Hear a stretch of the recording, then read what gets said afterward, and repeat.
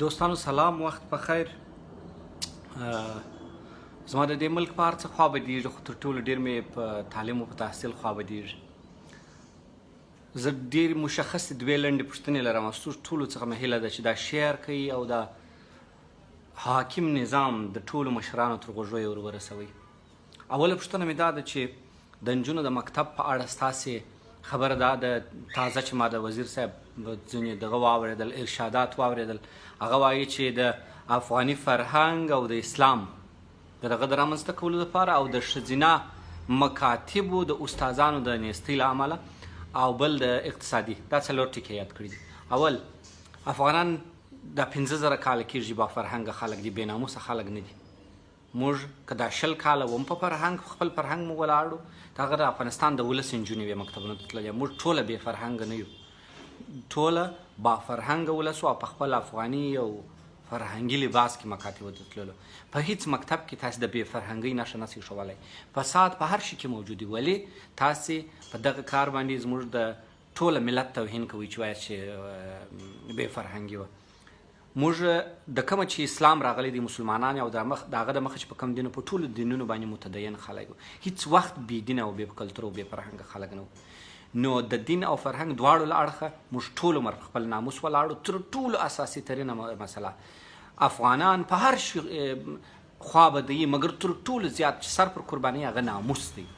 نو د ناموس په مسله کې موږ تر هر شي ډېر پابنده وو یو او وو. د هغه څخه وروسته تاسو د ښځینه مکاتبو د استادانو، د ښځینه استادانو نشتون یاد کړی دی. نو د ښځینه استادانو شتون په هغه اندازه چې ستا هغه خو فعاله کړي، هغه خو شروع کړي. د اقتصاد مسله مو یاده کړې ده. مکاتب د هلکانو دپاره اقتصاد شته او د نور دپاره نشته.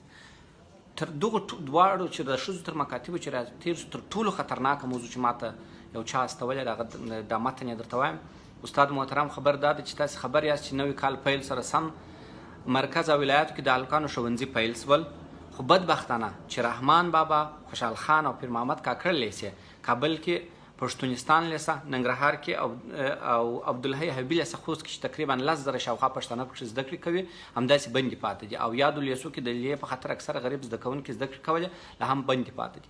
دغه 15 لیسې حکومتونه د دې لپاره ایجاد کړلې چې په محکوم وطن کې هلته چې زموږ کوم پښتانه ورونه باندې چې هغه راشي دلته زده کړې وکړي او دلته واوسېږي. که چیرې د دغه موضوع تر شا د پاکستان لاس نه وي، دغه 15 لیسې ولې بندې کړل شوي دي؟ زه ډېر په واضح او په ښکاره وایم چې دغه 15 لیسې د پاکستان په دستور باندې دي، ځکه دلته موږ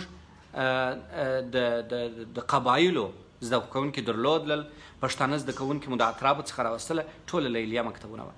زما د حاکمو چارواکو مشرانو څخه هیله ده چې دا د افغان د ولس سره ظلم دی، جفا ده، دا د دې مملکت سره جفا ده او دا زموږ د تاریخ سره جفا ده. دا د قبایلو دپاره جوړ شوي دي، دا د وروسته پاته سیمو دپاره جوړ شوي مکاتب دي. لطفا ژر تر ژره دا خلاص کړئ. که دا خلاص نسي، دا د دې معنا لري چې په واقعي توګه دا د پاکستان دسیسه ده چې غواړي زموږ قبایل همدغسې بېسواده وساتي، همدغسې پاته سي، او یا هم زموږ د لرې پرتو سیمو پښتانه په دغه 15 لیسو کې حداقل 25,000 پښتانه روزل کېږي. دا چې هر څوک دا د دې وطن سره خیانت دی. دغه دوه مسائل باید ژر تر ژره حل شي، د نجونو د مکتب مسله. او بیا وایم چې موږ نه بې ناموسه وو نه بې فرهنګه وو، دا 15,000 کاله پر ناموس او فرهنګ ولاړو. زموږ اساس د سر قرباني کول دا شی همیشه ناموس و. نو موږ بې ناموسه خلک نه وو نه یو.